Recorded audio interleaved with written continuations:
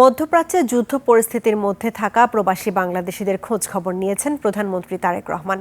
রোববার প্রধানমন্ত্রীর সাথে বৈঠক শেষে তার পররাষ্ট্র বিষয়ক উপদেষ্টা হুমায়ুন কবির এ তথ্য জানান। মধ্যপ্রাচ্য যুদ্ধের কারণে বাংলাদেশে তেল সংকটের কোনো আশঙ্কা নেই বলেও জানান তিনি।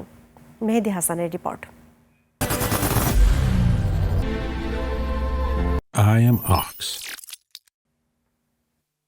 ইরানে মার্কিন ইসরায়েল হামলার প্রেক্ষিতে মধ্যপ্রাচ্য জুড়ে যুদ্ধ ছড়িয়ে পড়ার পর উদ্বিগ্ন প্রবাসী বাংলাদেশিরা। এমন পরিস্থিতির মাঝে রোববার সচিবালয়ে প্রধানমন্ত্রীর সঙ্গে বৈঠক করেন পররাষ্ট্রমন্ত্রী ডক্টর খলিলুর রহমান এবং প্রধানমন্ত্রীর পররাষ্ট্র বিষয়ক উপদেষ্টা হুমায়ুন কবির। বৈঠক শেষে গণমাধ্যমের মুখোমুখি হয়ে হুমায়ুন কবির জানান, প্রধানমন্ত্রী মধ্যপ্রাচ্যে অবস্থানরত বাংলাদেশিদের খোঁজ রাখছেন। উই আর কোঅর্ডিনেটিং ওয়েল, যাতে কোনো ডিস্ট্রেস আমাদের সিটিজেন্সদের হয় না, আপনার দেশের ভিতরে যারা স্ট্যান্ডার্ড আছেন অথবা যারা বিদেশে কোনোভাবে কোনো দুশ্চিন্তায় আছেন এই মধ্যপ্রাচ্যের এই কারেন্ট সিচুয়েশন। এরই মধ্যে ইরান বন্ধ করে দিয়েছে হরমুজ প্রণালী, যেখান দিয়ে বিশ্বের 30% জ্বালানি তেল পরিবাহিত হয়। তবে এরপরও বাংলাদেশে জ্বালানি তেল সংকট হবে না।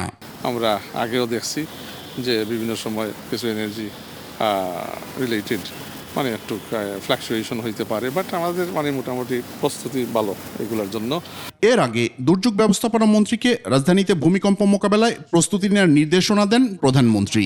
ঢাকা কেন্দ্রিক আমাদেরকে 1000 ভলান্টিয়ার, যেটা আমাদের কোস্টাল এরিয়াতে আছে, ওই মডেলে তৈরি করার জন্য আমাদের একটা নির্দেশনা দিয়েছে।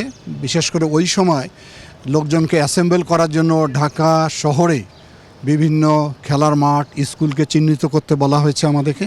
দুর্যোগ মোকাবেলার সক্ষমতা বৃদ্ধির লক্ষ্যে প্রয়োজনীয় উদ্ধার সরঞ্জাম দ্রুততম সময়ে ক্রয়ের উপর জোর দিয়েছেন প্রধানমন্ত্রী। মেহেদী হাসান, 21 টেলিভিশন, ঢাকা।